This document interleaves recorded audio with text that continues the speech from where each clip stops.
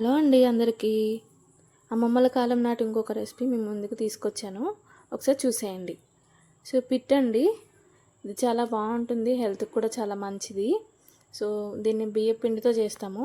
బియ్యం పిండి కాదండి, కొంచెం రవ్వగా ఆడించుకోవాలి. మిక్సీలో వేసుకొని 1 గంట నానబెట్టుకున్న బియ్యం తీసుకొని మిక్సీలో ఆడించుకొని నేను చూపిస్తున్న విధంగా కొంచెం రవ్వలాగా మిక్సీ పట్టుకొని దాంట్లో కొంచెం వాటర్ చిలకరించుకొని చేత పట్టుకుంటే ఇట్లా ముద్దయ్యేంత వరకు కలుపుకోండి.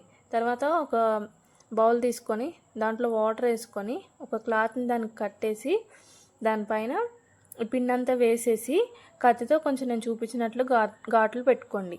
సో అలా ఘాట్లు పెట్టుకోవడం వల్ల త్వరగా ఉడుకుతుంది. సో లోపల వరకు ఉడుకుతుంది. సో తర్వాత చుట్టుపక్కల ఉన్నంత క్లాత్ తీసి దానిపైన నీట్గా వేసేసి బౌల్ పైన ఒక బౌల్ కానీ లేకపోతే మూతతో కానీ కవర్ చేసుకోండి. ఎందుకంటే అది ఆవిరితో ఉడకాలి కాబట్టి అదంతా అట్లా కవర్ చేసుకోండి. సో ఒక 15 మినిట్స్ కొంచెం లో ఫ్లేమ్లో పెట్టుకొని ఉడికించుకోండి. సో చూడండి, ఇట్లా పొడిగా ఉడికిపోతుంది. నేను మీకు ఒకసారి చూపిస్తున్నాను చూడండి వీడియోలో. అలా ఉడికించుకొని ఒక బౌల్లోకి ట్రాన్స్ఫర్ చేసుకోండి. ఇది వేడివేడిగా ఉన్నప్పుడే దాంట్లో కొంచెం బెల్లం, అట్లనే కొబ్బరి పొడి, కొంచెం నెయ్యి వేసి కలుపుకొని తింటే చాలా బాగుంటుంది. సో ఇవన్నీ వేసి వేడిగా ఉన్నప్పుడే కలిపేసుకోండి. నేను చూపిస్తున్నాను చూడండి. సో ఇది ఓన్లీ బియ్య పిండితోనే కాదండి, రాగులతో కూడా చేసుకోవచ్చు. సో రాగి పిట్టు అంటారు, అది కూడా చాలా హెల్త్కి చాలా మంచిది.